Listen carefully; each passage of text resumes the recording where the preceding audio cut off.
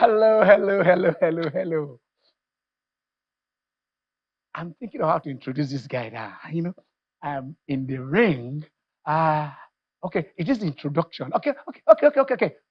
From the Crimea in the Ukraine, the undisputed heavyweight champion. No, the undisputed boxing heavyweight champion of the world,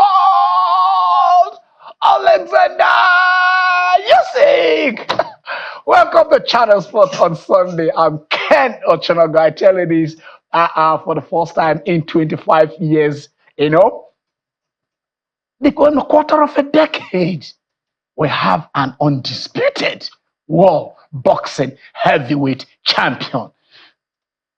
150 million, 64 million in dollars guaranteed is what we are looking at here. Part 1, the battle of the undefeated. David versus Goliath. The cruiserweight, who became the heavyweight, versus the heavyweight, who bandaged his body around his weight and height. 6'9" to 6'3".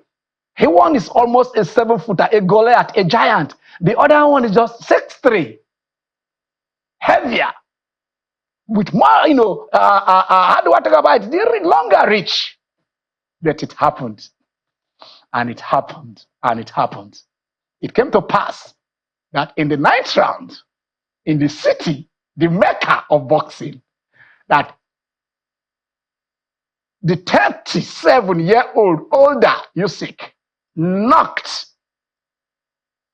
the undefeated Tyson Fury from post to post, from pillar to pillar, and it took a astounding 8 count. But that is just the dramatic part of it. It was a great fight from both sides. From Fury, yes, give him that respect. He fought that fight, but then you never underestimate Usyk. Tunde called it 50-50. He called it 50-50 last week. But 24 hours to the fight, he gave it to Usyk. And I said, what is this guy talking about here? What is he talking about? But that is what happened. We'll look at that fight. We'll look at, because today it is just boxing, and football. Because something great also has happened yesterday.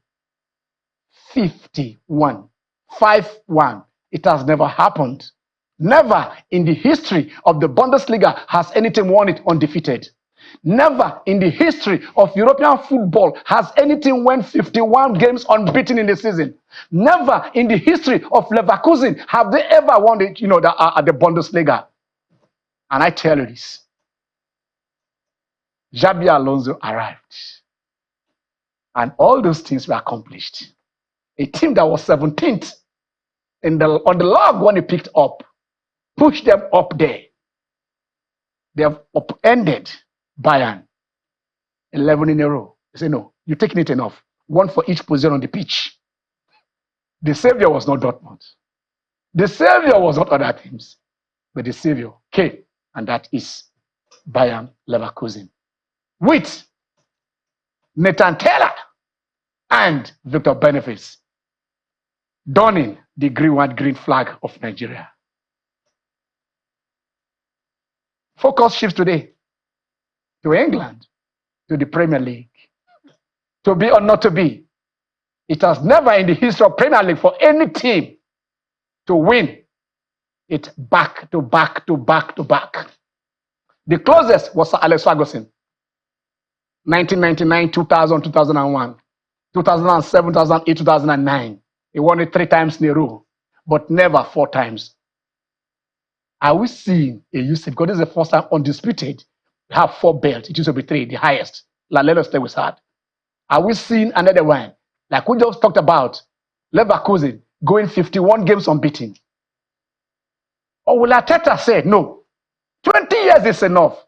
20 years in the wilderness is enough. I was brought here because I had the Arsenal DNA.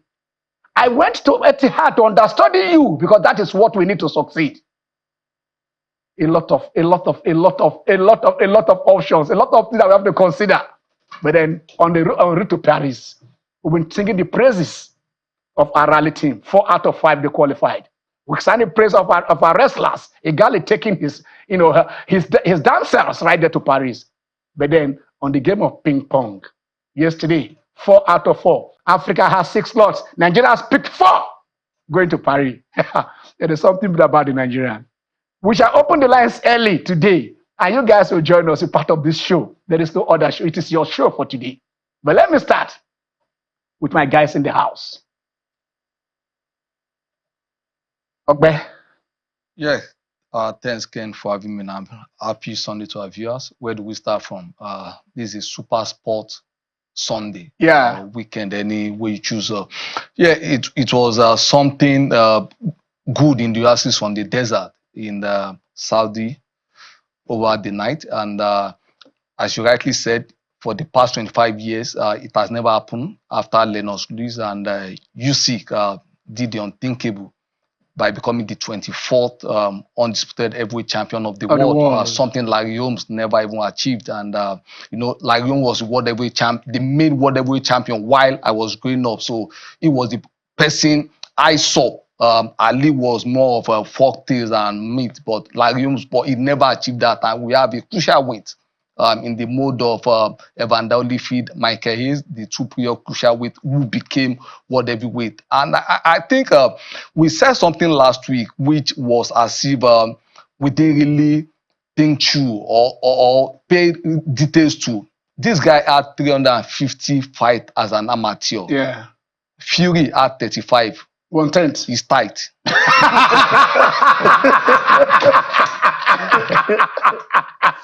Just hold it there. I mean, you can't beat that. You know what he said? He said 35th is the tithe of 350. When you pay your 10%, that is what it is, the tithe. And that is what when they say Usyk do not have enough experience, you understand, in the upper rank. You don't know that he has lived his life in the ring. Yeah. So, were you looking at Usyk and at bringing down the Goliaths? Of course, yes. Good afternoon, viewers. One of my mutuals on social media this morning tweeted something, and he said, Chumanol, he said, if you cannot control your fury, you will find what you seek. and trust me, Fury he didn't like what he got. We're looking at we're talking this morning or late in the hour last night, entering this morning, and someone was saying, "Oh, wait until the compu starts come and this and that," and the stats were released, and Fury, Usyk connected with more of his punches than even Fury. We saw the way he rocked him, literally almost sending him to the ground and all of that. And like you said last week, the sucker punch. You didn't see it coming. Everybody has a plan until they get hit in the face, and that was what happened. So I was not worried about the payday. Ken, very, very huge payday. And like we talked about this multiple times, we should have actually considered boxing. Ken. We should have considered boxing. We're still waiting to see. But Ken, Usyk is 1987. Yes. Fury is 1988. Yes. I think you still have a chance. Some people don't really like me. Some people don't really like me. Some people don't really like me. I tell you because if they like me, they don't have about this. Because you think about the money. I mean, sometimes I think he said it was all about the money. I'm trying show me the money. Which movie is that? Jerry Maguire. When he say, show me the money. It's all about the money. 150. See, big ones, million.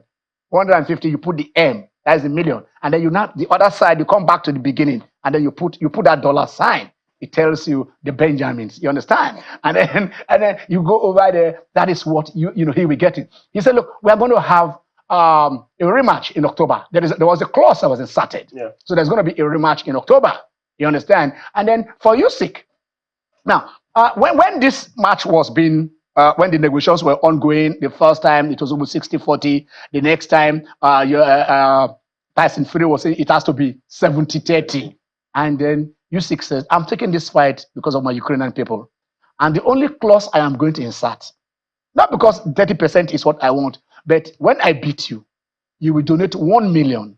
£1 million out of your own money to the Ukrainian cause. So that clause is there. So right now, any amount of money that Tyson Fury is going to get, he will donate that 1 million. Yeah. But I bet you when they're for the rematch now, it is not going to be 70 that year. Now he's a champion. This is not the first time we are seeing Fury having a back and forth over contracts, over clauses, over the fact that okay, this is how much I want. I think the same thing happened with Anthony Joshua. Yes. You know, and he called it and off. they eventually ended up calling it off. Yes. You can't but help give it to Usyk. His confidence. I remember Tunde on the show a couple of weeks ago when Usyk's last fight, he said Usyk would throw a certain number of punches per second. Like he doesn't stop. He doesn't seem like he gets tired. And these punches are heavy punches. And we saw what happened last night. Fury didn't see it coming. And like you rightly put it the last time, this was the man that was rocked by Ngannou. Ngannou, of course. This is the man that was rocked by Ngannou. So some people coming out say they were going to give it to him 100% over the man that is holding the belt. Come on. And I think he proved yesterday why he is now the champion, Ken. But we also looked at it that even why Tyson has his chin suspect. Yes. We also saw that Usyk himself cannot take belly punches. Yeah. And I think that it was in this fourth or so round sixth round that Tyson went for the body. Went for the body. Yes. And he also got hot. Yes. But then he reverted. And in that ninth round, Jesus Christ. In that ninth round, he rocked him. I mean, he rocked him from pillar to post. Literally. Yeah. He rocked him until the referee said, Otito, just hold it there.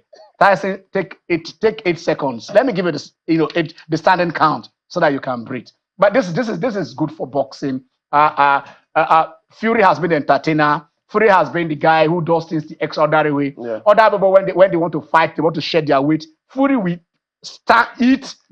get more. He knows that gives the heavier you are, the heavier he's a heavyweight. Yes. Yeah.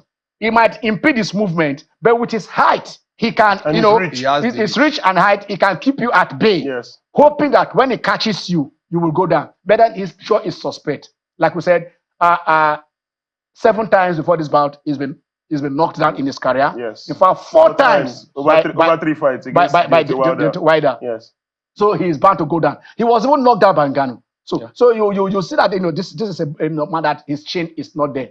And then so we are still hoping to see at the moment Tunde Koiki is ready, and then we are going to have him, and then we come back to this briefly. Let us look at the APL. Of course, when we open the lines, you guys will be part of this fully, 100%. You will be part of this. But then the APL is going to the wire. Is going to the wire. Yes. But before we go to the, I'm sorry, let me just take you back again. I think it is better we look at Leverkusen first. Never losing. All right. Good afternoon. Are we already having callers on the show? All right. Okay. Is Tunde ready with us? Is Tunde ready? I'm seeing somebody that looks like Tunde, but I want to know if he's ready. Is he ready? Is he ready? Yeah. I'm ready. If he's ready, let's hear him. Yes, ma'am. Okay, today is ready. Today, I don't know whether I should call you Nostradamus, because of course, for pundits, I mean, of course, you put everything together, you weigh them. Rationally, today, we looked at this thing, and you arrived and you said, let this thing be, this thing to you, it looks like 50-50.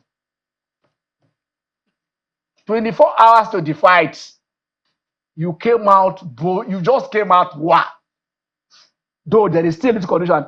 If this fight goes the distance, Usyk will win. You did not say, hey, whatever it is.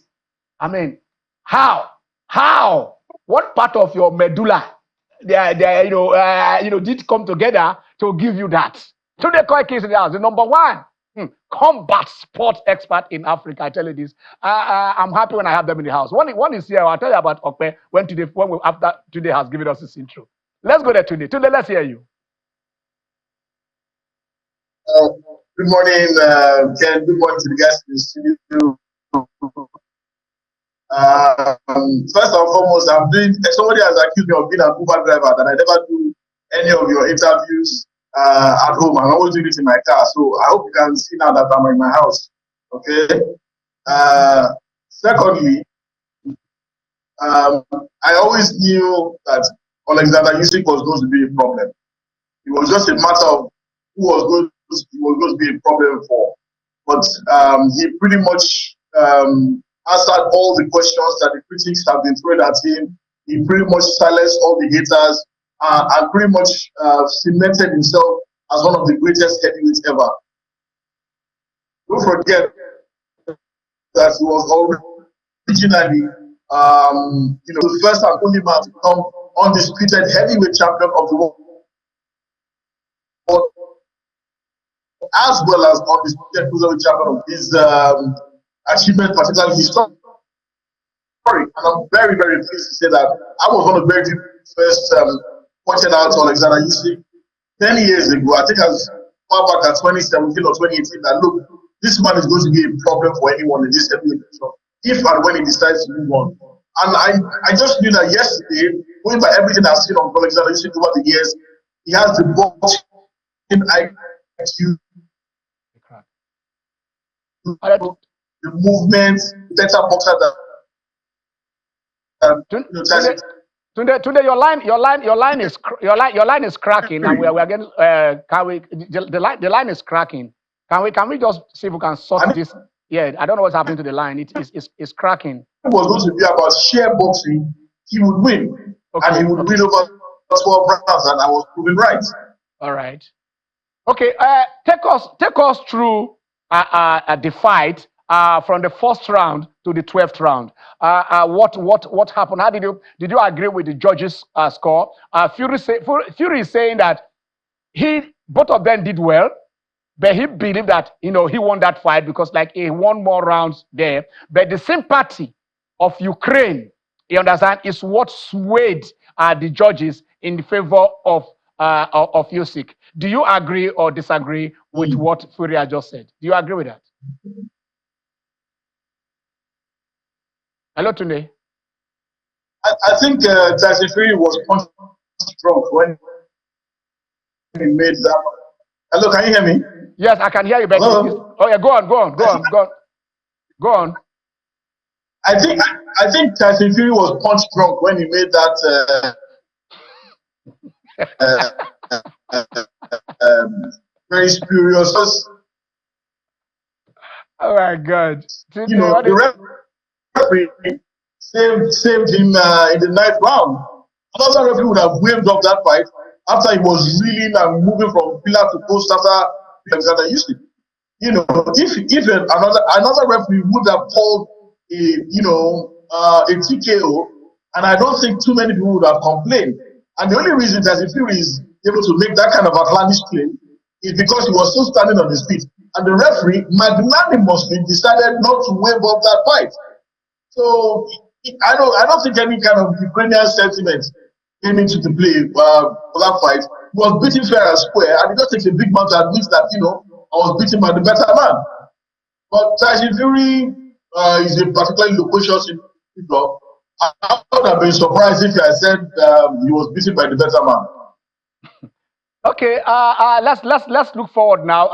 That the clause has been inserted. We're looking all things being equal. Probably in October there will be a rematch. But what are the various scenarios that you are looking at?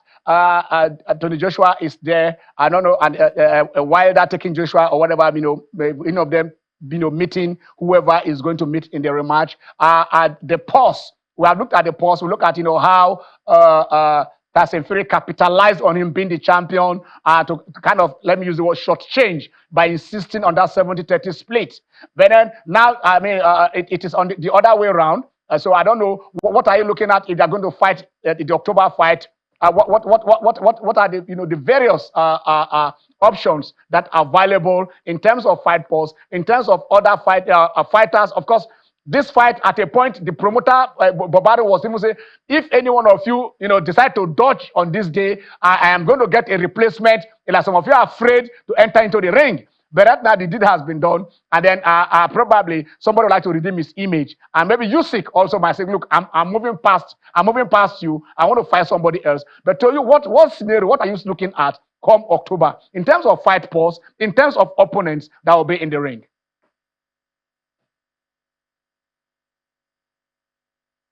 Yeah. Hello? So first and foremost, the fight purse is actually determined by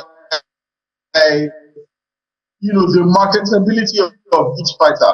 Okay. And you will not agree with me that Tyson Fury is more pay-per-view amounts than Alexander Usyk, which was what was used to determine this split. Now, some would say that the split was too wide, the 70-30 split. But those who argue that looking at the facts and figures, Fury has done more to bring more fans to watch boxing, and also, it's also bringing more pay-per-view fans. So that was what determines the first split.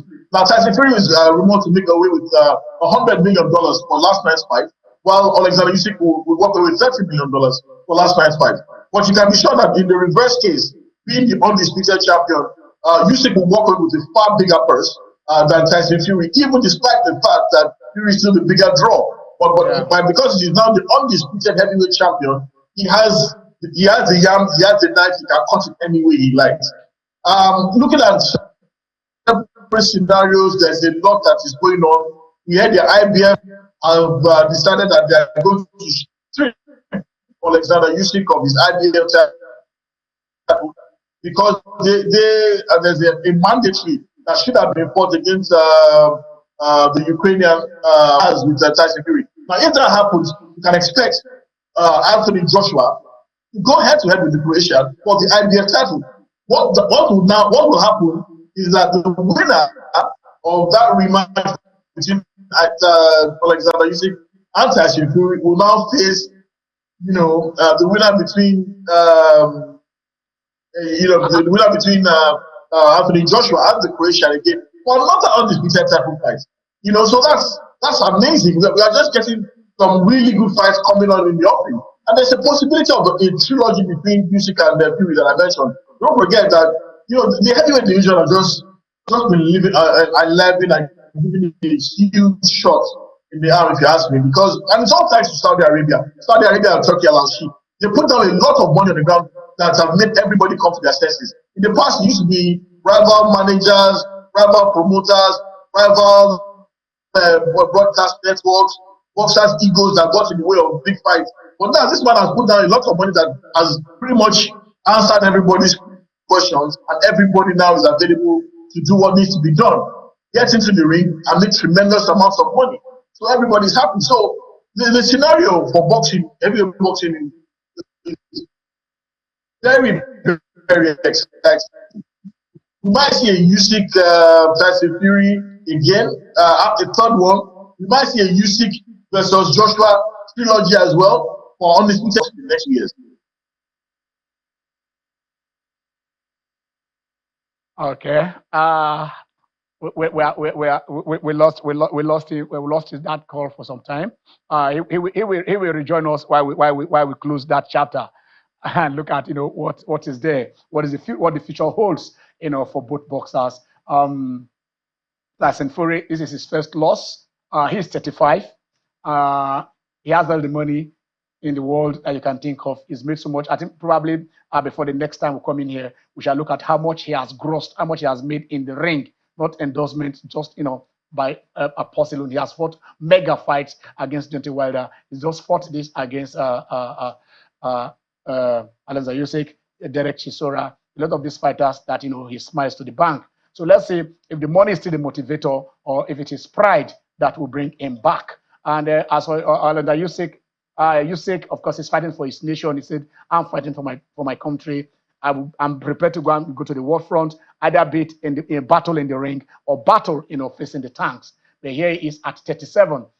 Age also is not, on his fight. No matter what you think, that which catches you is age. Not how you do it. You can judge other things. He'll be creeping on you, and sometimes he'll just tap you and say, "Guy, 42, it's time for you to rest." All right, let's go to football. Let's go to football, gentlemen. Okay, let's look at it while we are spicing everything, and then we are opening the lines now. Please, let's the fans join us. Today is the closing chapter. If not for this fight, we would have been discussing the APL and also the amazing feats of Leverkusen. As they took over Europe. There are two games away, and those are two finals from completing the season unbeaten in all competitions. Well, now you see, Arsenal went 49 games unbeaten in the league, and then in that 49 games, 38 was actually within a season that kind of proving that invincibility. They won 26 and drew 12. Here is Leverkusen winning 28. 28 out of 34 is about 82.4%. 82.4%. Arsenal had 68.4%, in their own, and then that's in the league. So Arsenal today will say, look, Leverkusen, you have upended us. Can we now come back out of the dungeon in 20 years? What are you looking at Etihad today? Will it be because they are not facing themselves? No, they're not. They said it was Treham. Fulham, Tottenham, and West Ham. 2 hams have gone. There is the final ham at the Emirates. But then we all are looking at it this way. We are assuming that probably Arsenal will overrun Everton. I mean, are there spooks? Are there banana peels everywhere? Okay, so look at it this way. First of all, Everton had to overcome point deductions this season. Yeah. And they are guaranteed no longer they're not going to be relegated in this season, so they are safe. But we've seen the EPL. Everton will actually come out to play against Arsenal. But let's say as Arsenal have played the last 12 years, Arsenal have not lost a final day game. Wow. In the last 12. In fact, Arsenal have won more final day games in the Premier League than any other club in the Premier League. Now, let's move on down to West Ham. West Ham is currently coached by David Moyes. Yes. David Moyes, this is his final game. The Lopetegui will be taking over from next season. Remember 19 years ago, David Moyes signed Mikel Arteta. Brought him into England. 19 years ago. Look at stories. Now, he brought Arteta to England 19 years ago. Yes. Now, 19 years after, Arteta will be hoping that his manager will be able to do him a favor by defeating the man that basically taught him the job, talking about Pep Guardiola, to help Arsenal clinch the Premier League title for the first time in 20 years. So it's all interwoven, it's related and all of that. I listened to Pep talk during the week when he said he would love to have gone 3-0 up by the first half. He said, but then this thing is, you can't really say how to all right, okay. Who is there? But let's go on because Daniel has come for judgment. Hello, Daniel. How are you? Oh, my name is OJ Daniel from Lokoja. From Lokoja, the Confluence City. Yeah, I want to... What Bayer Leverkusen did, honestly, is something that everybody should praise, and they did. Almost went for relegation last 2 seasons, and look at what they did. So when it comes to the Premier League, honestly, what like the Bible says, affliction shall not rise the second time for what has happened to Arsenal. Because the same thing happened to them last season after the league, and at the end, Man City overtake them. So this season, the same thing. Just forget today's match. Arsenal will win, Manchester City will win, and there's no two way about it. I wish Arsenal or the next season they should try their best again. They should start depending on for somebody to fail so that they will. All right, Daniel. Thank you so much. Well, it is the dawn, or a few hours after Usyk ascended the throne as the undisputed boxing heavyweight champion in the city of Riyadh, Mecca. It's now the Mecca of boxing. We are looking at it. We have some great boxers in Nigeria too. There was a time that the Nigerian boxing scene. You can just look at it. I don't want to give. I want to ask you guys. Have you ever heard of Mama Clay? No. You've never heard of Mama Clay? No. Okay. No. Mama Clay fought in the lightweight division in Nigeria. But you know of Muhammad Ali. Yep. What was Muhammad Ali's first name? What was his name before he became Clay? Cassius Clay. And it's from which city? Louisville. Now, Big Lips. Now, because of the way he is, because of his Otherwise, his arrogance and whatever it is. They call him the Louisville Leap, Cassius Clay. Cassius Clay, CC, the Louisville Leap. Now, Mama Clay was based in Lagos. And then he changed his name to Mama Clay, his ring name. And he called himself the Lagos Leap. You understand? But within that area, we have the Mama Clay, we have Oganjimo, we have Dele Jonathan. There are, a lot of exciting boxers right there who were fighting. If you move on, you have the Ande brothers, Tony Ande and Davison Ande. Davison Ande even won the world military boxing champion, over there. There is Edin Duku. Edin Duku, taking. There was this fight he fought against Alan Richardson. Yes, Alan Richardson. But there is before that time, Edin Duku fought David Poison Kote. You heard of David Poison Kote? The Ghanaian. Before Azuma Zuzu Belson, there was David Poison Kote who ruled the world. John the Beast Mugabe of Uganda. A lot of great fighters in Africa who were actually going through the Commonwealth. They didn't have that route to go and fight in W and WBC because they were doing a Commonwealth championship, which is not well recognized as the ABU, the African Boxing Union. You understand? So the best parts of this world. I mean, I don't know. Things have a lot of, like you said, you don't take the economy or whatever away. But Nigeria also used to be a mecca of boxing. Boxing was so great that the great Nnamdi Azikiwe was even a referee. Yes. Owokoniro, this leader from the United Kingdom. Hello. Good afternoon. Good afternoon. Yeah. Yeah, I'm enjoying your program. Thank you. Whatever it is, give it to Ateta. Whatever comes out today, give it to Ateta. Yeah. Because Godiala, I assure you, by the time you get to the stadium of Godiala, something better will come out. I'm an Arsenal fan. You're an Arsenal fan? I'm okay. And I appreciate it. So, you just have, all of you have to appreciate it.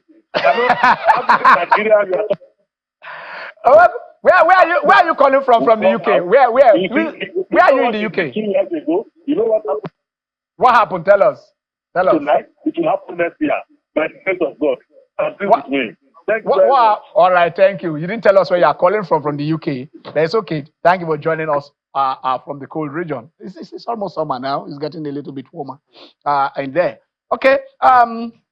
He's saying Arsenal is an Arsenal fan. He believes Arsenal is going to win. But we can't take it away from what the mentality. Arsenal always played beautiful football, even from the days of even before Wenger came in. I mean, they play slick. George Grammer. They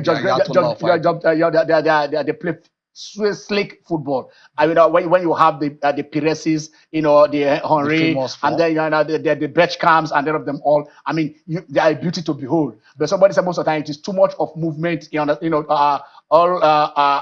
do I say it?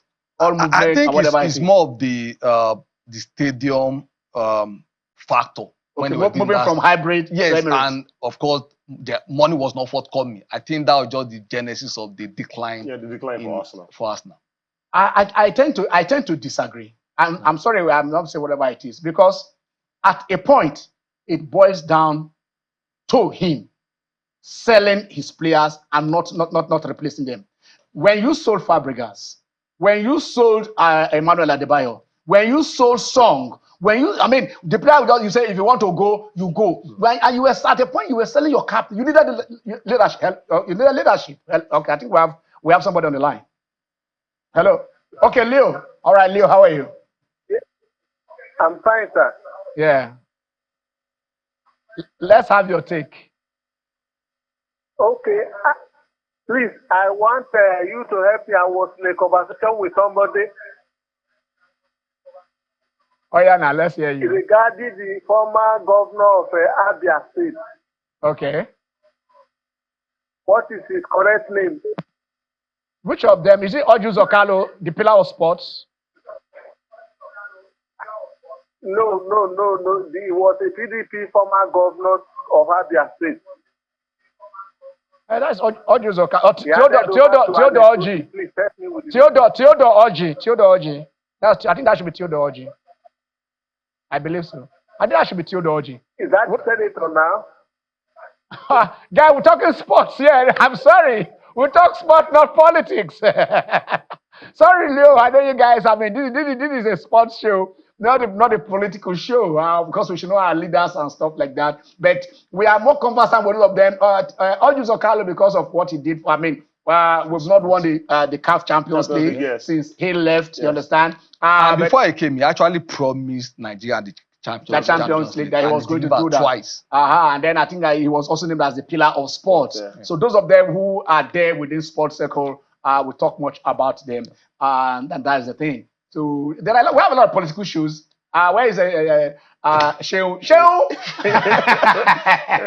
Sheu Kimbale, join him at 7:30. I mean, he's there. He will give you all everything of politics. That is. Okay, so all right. Let's look at the Olympics is under 70 days to go now. The last time we talked about 68. So and then we've talked about all our qualifiers. We saw in the relays, and we give that to the IWDF trying to make a show out of relay that people can look forward to. It might become even an annual thing, and that will be thing. That is how you sell it. How you create a product. But this time we're talking about table tennis. And then Aruna Kadri, first and foremost, has conquered Africa.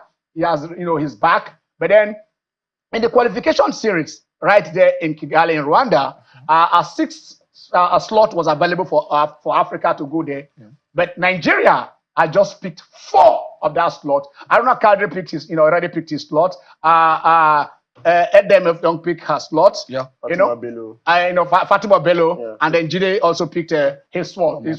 So I mean, these are the Kwadere, Omata, Fatima, Offiong, all qualify for Paris 2024. So you give it out to tennis. As we clap for wrestling, we clap for athletics, we clap for. As they are doing it, we are clapping for them. We are going to be represented, and then the other thing is the podium finish that we are going to. And I think Jide is going there. I think this is his eyes of young. Okay. And they went fifth Olympics. Fifth Olympics. Yeah, that is what Fatima was going for the first time. Yeah, Fatima was going for the first time. But Jide, she was in the second and last at the last Olympics. At the last Olympics. Right. Okay. So Jide, for him, this is the second one. Okay.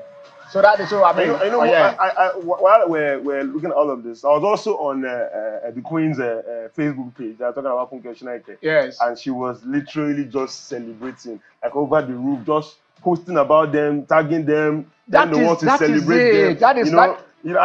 it. She would have. Sure, she would have loved to be. At her 8th Olympics. She's got to 7. Yes, in Atlanta 96. Yes. But she was just celebrating them, and it's something to behold, because at the point we thought that it seemed that Egypt was about to begin to dominate. Yeah. But seeing our own table tennis players, this is one game that I really wish I knew how to play. Can we go back and forth? Yeah. Don't worry, we'll bring it here. We'll bring it out, play there. Okay. As we are moving to the last closing, let us see. Like we've been celebrating. Okay, we have Sonny. All right, before we go out, have Leverkusen are celebrating our winners. Hello, Sonny. How are you? Hello. Good afternoon. Good afternoon. Yes, sir. I'm enjoying your show. I just want to make some contribution. Okay. Go on. It's about the what? Okay. If not for Guardiola factor at the present day EPL, maybe Arsenal will have a shot to win. But Okay. since Guardiola arrived in England and dominating England, it takes a very difficult task for any other team to come and win. Even George Klopp, as good as he is, 8 years, he only won one EPL. Yeah, because Guardiola factor is there. And the man said he has run out of energy, so he's leaving EPL because he can't compete. He can't compete with the master of the game. So Arteta tried taking Arsenal from where they were and finishing second last year, and this season they're about to finish second again. But for Guardiola factor, maybe we'll have won it this year, where the master of the game is there. Thank you, Sonny. At Barcelona, at Bayern Munich, and now back at England, still doing it. So for today, I see both of them winning their last matches today, but EPL will go to Man City. That is my opinion. All right, thank you, Sonny.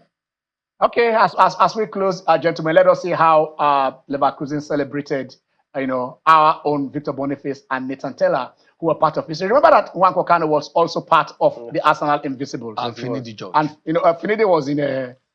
No, both of them did for Ajax. For Ajax. They won the league and won now look, this picture is very, very instructive. Yes. The first frame is his coach when he was starting football in Nigeria.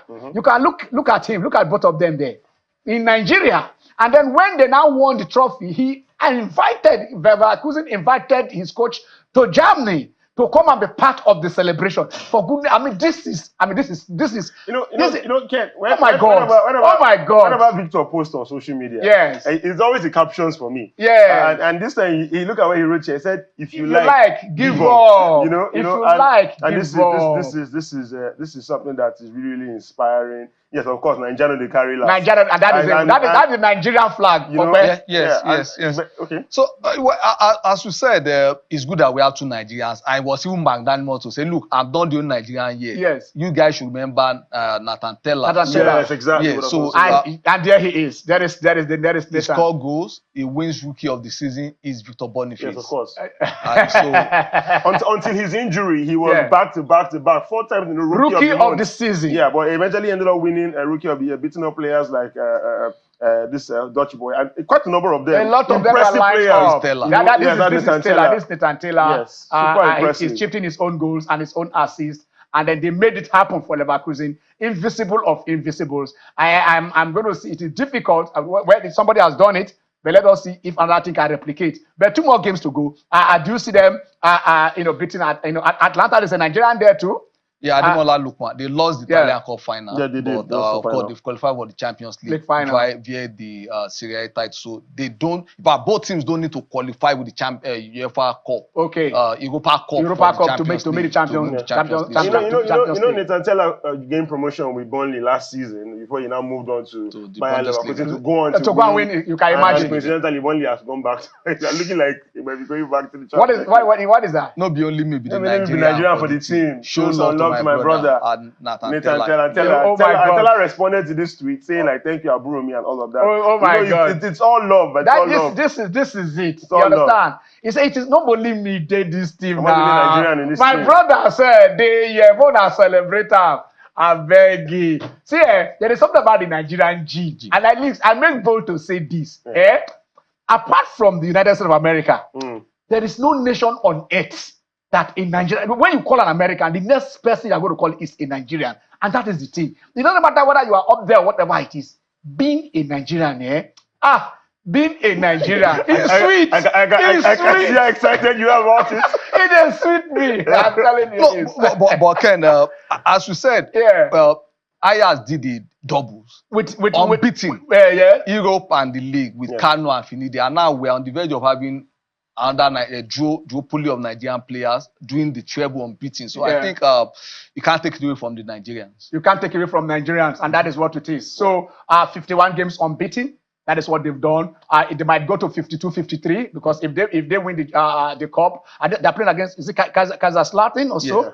Yeah, they did that, and then they now go on to play Atalanta first before the cup. So they are in there trying to get a treble of a winning season. But right now, Arsenal on that record 49 don't go. No problem. You guys did it in England. You were analyzing. No, 49 is the league. They were done within the league. Yes, so for them, their own league is 34. They went 49. What I understand? What I'm saying, I understand. Before you were throwing shit because you were analyzing the percentage. No, 82. Of course, 28 out of 34 games, and then 26 out of 34 games. So are you saying that one Invincible is more? No, you are. It is your job to analyze. Mine is to place the facts. You know. Now me, you want for one chance. We've had teams going invisible, unbeaten, and not winning the league. Yes. Perugia did it. Benfica did it. Galatasaray did it. So we are going to Zaria. We have King David. David, join us. Hello, David. Good afternoon, sir. Good afternoon. Happy Sunday. I want to digress more than to see on the spot on the Super Eagles technical crew, sir. Okay. Hello? Yeah, go on. I'm not too satisfied with the appointment of Omokachi because we need unity in that technical crew. because of his technicality. If you watch Nigerian South Africa match in the AFCON, you know the South African really overrun us, and we need Amunike in that technical crew. Ofonidi is not that sound in terms of technicality. I don't know why Amunike is edge out in that technical crew, sir. Okay, I don't want to speak. I'm close to one of them. I have spoken one of them, but I'm not speaking officially for anybody. Some of us forget that Amokachi was part of Keshi's backroom staff, and Keshi himself, Silvano Sokpala, and that Keshi trusted them so much. Amokachi has been there, and then according to Ibrahim Goso, the NFF president, he said they had no hand in this. It was Finidi who chose who his assistants will be for the 2 years contract, and not contrary to what Brazil is 1 year. They are giving him a 2 years contract, and then also get to the semi-finals of this tournament, and then you move on. So these are his backroom staff. Benjamin James, Benjamin has been our guest here. He's somebody close to Finidi. So Finidi has picked Barwa Omo Alaja, and the rest of them. Not Olatunji Barwa. Olatunji Barwa, and the rest of them all. So basically, these are the people that they pick. I mean, let's respect them and see if they get the result. That is the minister, and also Agosa when Finidi is being unveiled. Finidi is a legend. He's quiet. The fact that he's quiet, his choice of backroom staff will show that he knows where he's going to. Yeah. Are you getting me? If it was Amunike, the same thing, Amunike would have done the same thing. I mean, because these are Nigerians who are capable. We've told you here before. Finidi is capable. Yes. Amunike is capable. All we need is to support them. Amokachi has done that job. This is the third time he's coming as assistant. Not everybody will do that. So I will tell after only assistant I won't do. I remember we were interviewing one coach here. I would tell. It was it you or that asked Skipo whether you go to the I asked you asked me that how you go inside, come or can't go on the other side. Exactly. You understand? So basically, the team is in good hands. I assure you they're in good hands.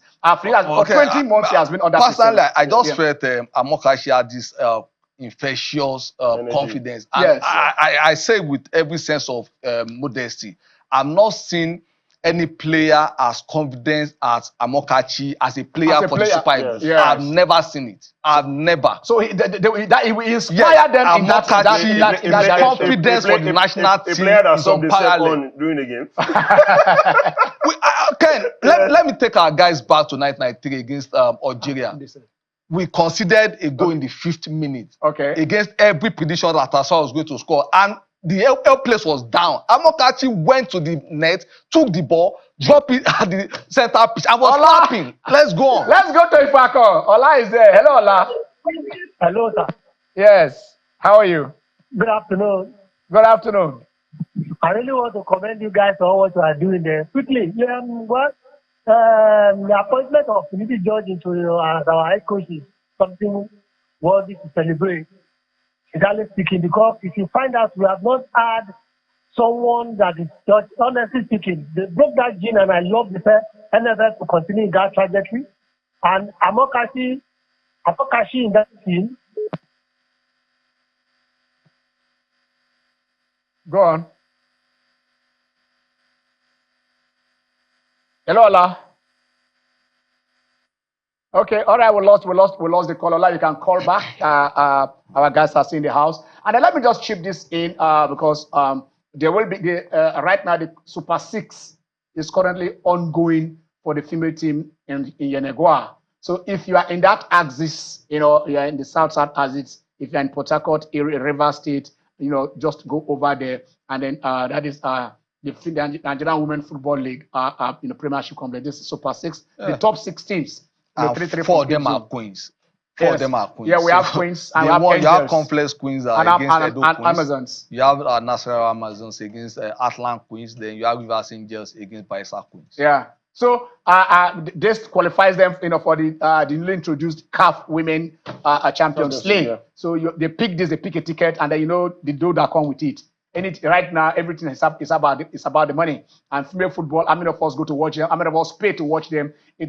Kudos to those who have these female teams. Kudos to who are running them, both individuals and government, because it is just putting in money. For the goal. Of course, I remember even FIFA are saying the money they are getting from all of that sources, they want to use it to promote the female, to promote the youth teams, because it is not glamorous. The supers are not there, but from what these girls have been doing, if you are around, please go and cheer them up. That is the least you could do. I'm not in there charging gate fees to enter into the stadium. You saw the excitement with the on yesterday with the English league, the female league, where it was head-to-head between Man City and Chelsea. Yes. And of course, the goals they needed, they actually got it.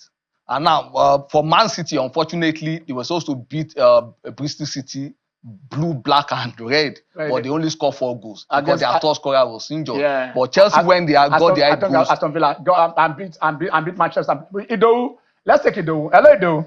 Hello. Ido, how are you? Hello, sir. How are you? I'm fine, sir. Yeah, let's hear you. I'm fine, sir. Okay. Quickly, you see, well, our new president coach can develop our local teams. Be included in the legislative laws, state governors, for them to have mandatory on them that they should sponsor 4 to 5 sporting events yearly in their team. Because you have the final why the state government are stealing the money. What can they do? Done in the Premiership League that we are enjoying Arsenal and the rest in Nigeria, because there are local league that will determine how proficiency and how good our technical team will be. Because the bulk of the players that represent us at the Federal Super Eagle, they are formerly in our local league playing. And from our local league that they develop, when you want those who have won gold medals for good cup for us, under 17, under 18, on the rest. So I think we are not getting it right at the senior level. And I must commend the NFF for appointing Timothy George. And I believe Amonike should be in that team. At least he has trained other country national team before. Working with him would be a benefit, will be a beneficiary to the Nigerian team, sincerely speaking. And I believe that's my take, sir. All right, thank you so much. I want to assure you here that if any calls on Amonike in any way, I think Amonike is ready to give him any advice he needs, any support he needs. It is just that there is only just the difference of being his assistant. I think that was just the thing. Yeah, I think for national team, even himself that called, we are all contributors to this thing. And I give one short example. There was a time Igor Lloris was being benched by Tottenham Hotspur. Yes. And the French FA president went over to London and said, look, this is French future #1. You must play him or he leaves this club. You forgot that in 1994, in Barcelona, and Donizumi Zareta was being benched. And then he said, look, I'm Spanish #1 goalkeeper. We are going to the World Cup. So they call you and call, guy, this is our nation. You cannot keep him on the bench. We understand that you want to win. So these things do happen. National interest. National interest. He must continue playing. And that's the thing. So sometimes people say it's impossible. I don't know how this thing works anyway. Because if I don't know if it's a Mourinho, you gotta meet and say your national team. I don't know how he's going to take it. I don't know how he's going to take it. You know. So those are the things we're talking about here. He just talked about yesterday in England, where also the unprecedented has been done. Chelsea winning it back to back, 5 in a row for the women league there, and Emma Hayes. I mean, she's going to take over the USA national team. At a point, the USA national team first approached. They were trying to approach the England head coach, and then okay. Well, we need to now round these things up. As we look at what is the crystal ball you are seeing? Everybody is saying both of them will win. Both of them will win their games. So they will win their games. Are there twists? Do you see any twists and turns? Well, I think Arsenal would win. I think Man City will lose until like the 89th minute and then come back and win 2-1. And this one, like, as if you are playing a computer game. But it's what they've been doing. Aguero. Okay, don't worry. One day Aguero will forget his boots. Why you are waiting for that time? But I think West Ham, Man City is supposed to be lesser European Super Cup, the Champions League winner and the Conference Cup winners. Okay. But I think something just tells me that today might just be the Aguero moment for Arsenal. Okay, all right. Some years back, he did predict we're on this show, and then Nadal was ruling at the clay court, Federer was ruling the grass court, and I asked him, I said, between Nadal and Federer, who will first cross over? And he said Nadal will win at Wimbledon before Federer wins on clay, and it came to pass. But that was tennis Now, this is football, and we all know that football is round. Round. For those of you who are supporting the EPL, and those of you who are supporting the Super Eagles and Nigeria, I tell you this, I'm Ken Ochonogo. God bless Nigeria.